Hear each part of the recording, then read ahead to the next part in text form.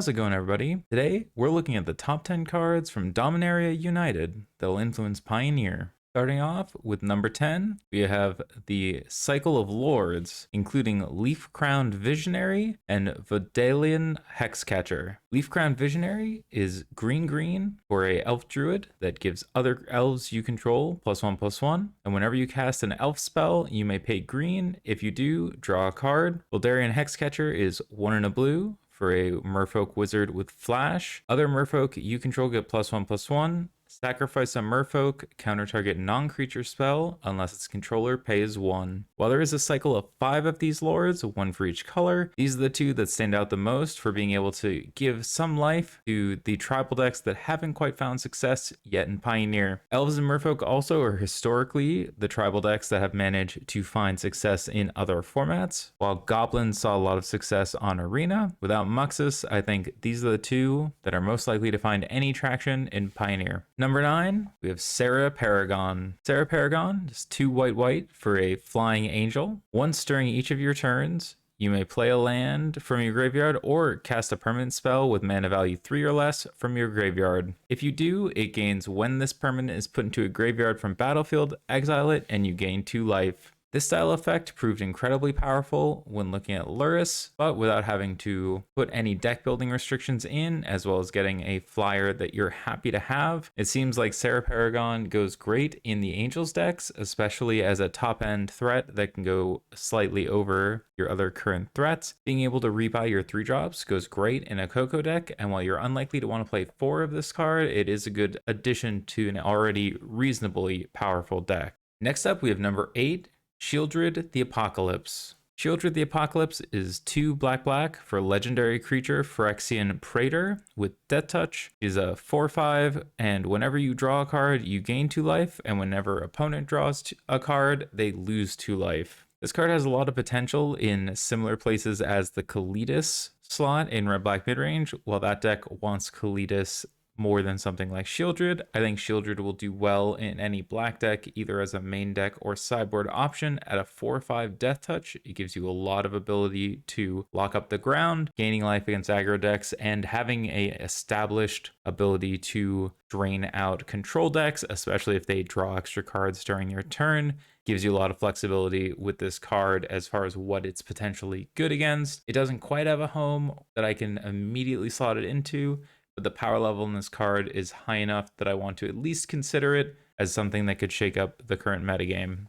Next up, we have number 7, Silverback Elder. Silverback Elder is 2 green. The creature Ape Shaman is a 5/7. Whenever you cast a creature spell, you could choose 1, destroy target artifact or enchantment. Look at the top 5 cards of your library. You may put a land from among them onto the battlefield tapped, the rest onto the bottom of your library in a random order, or you gain 4 life. This card sits nicely in the slot of Cavalier of Thorns when looking at mono green or other ramp decks. While I think Cavalier is the stronger card, I think some number of this card will show up. The ability to repeatedly answer particular hate cards, such as Damping Sphere or any of the Karn pieces, is a bonus. The land coming into play tapped doesn't allow you to continue to chain Nykthoses, which is a major downside, but a 5/7 that's able to continually gain life or clear the board of artifacts and enchantments with the additional text of ramping you is definitely worth a look. And at 2 green, it does help your devotion count for Nykthos. I don't think this replaces Cavalier of Thorns in green devotion, but I definitely think it is a card to keep your eye on.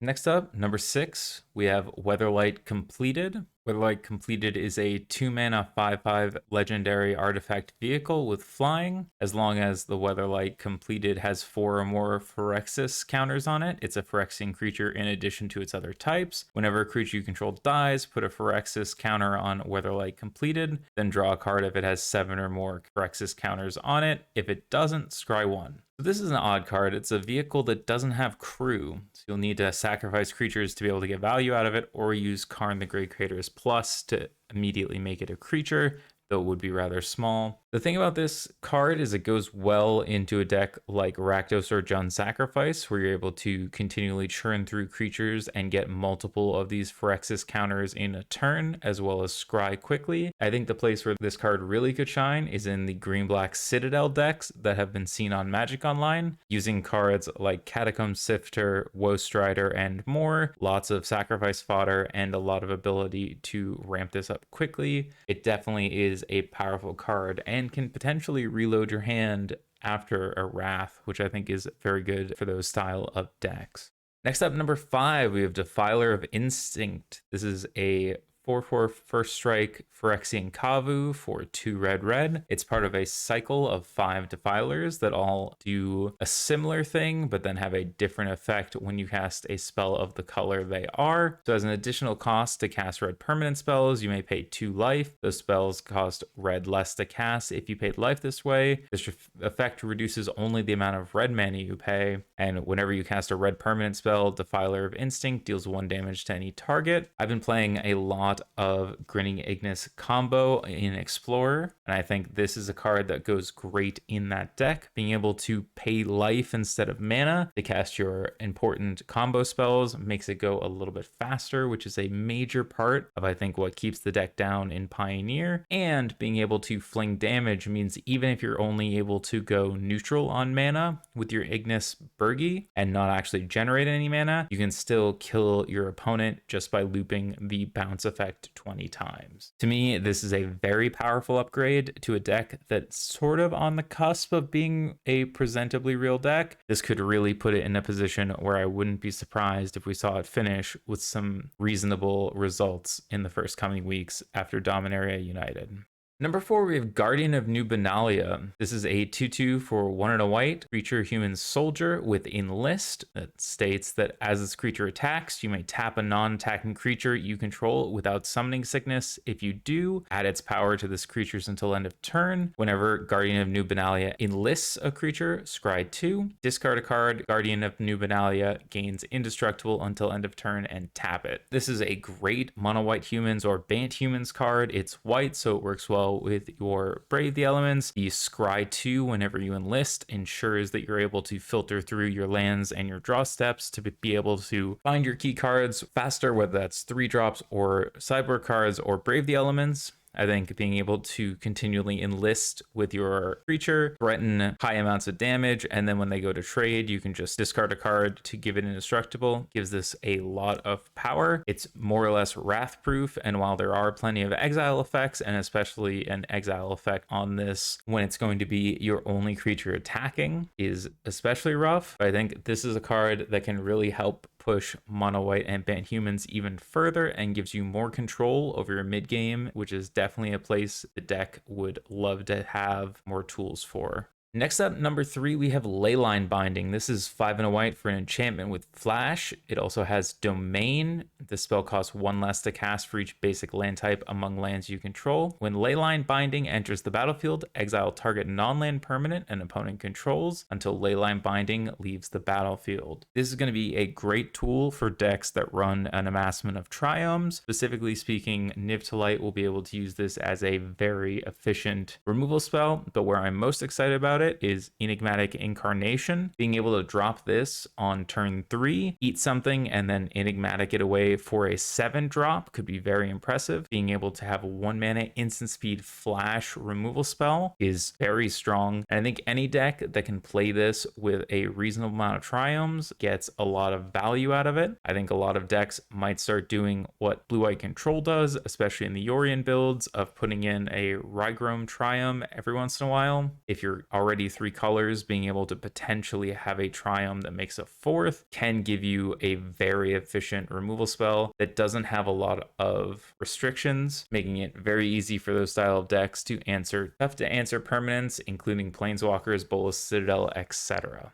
Now, we have 3 quick honorable mentions before we hit the top 2 of the list. Given that some of the most powerful cards in Dominaria United are reprints, not necessarily for Pioneer, but in general, I want to put in some new to Dominaria United cards for the honorable mentions. First up, we have Karn Silex, 3 legendary artifact. It enters the battlefield tapped. Players can't pay life to cast spells or activate abilities that aren't mana abilities. Obviously, this is more for modern with fetch lands, but X, tap, exile Karn Silex, destroy each non-land permanent with mana value X or less, activate it only as a sorcery. The fact that it exiles itself allows you to loop it with Karn the Great Creator, and this is a card that can give you a very easy way to clean up cheap boards, especially if you have Teferi or Kiora to untap it when it comes in. If you have Teferi, a land, and a mana dork, you can instantly pop this for 2 the turn that you put it into play, making it a very powerful, nearly perilous deed like effect that can hit planeswalkers if needed. Next up, we have Defiler of Vigor. This is 3 green for a 6/6 Phyrexian Worm with trample. It has the same, you may pay 2 life instead of green or Phyrexian mana type effect, and whenever you cast a green permanent spell, put a +1/+1 counter on each creature you control. This obviously allows you to go very wide very quickly. I think any deck that cares about +1/+1 counters or just wants to go wide, like a mono green Stompy, gets a lot of value out of this, especially being able to get things ahead of curve in green. So being able to drop things like Titan of Industry for a mana cheaper is very nice when you still net 5 life when it enters. Next up, honorable mention number 3, we have Temporary Lockdown. It's 1 white for an enchantment. When Temporary Lockdown enters the battlefield, exile each non-land permanent with mana value 2 or less until Temporary Lockdown leaves the battlefield. For me, this is a great sideboard card out of decks that need to interact with cheap creatures. The only issue being that a lot of those decks are already running Portable Hole, and this hitting your own Portable Holes is a little bit of a non-boat, but the card still has a lot of power and will see play for sure.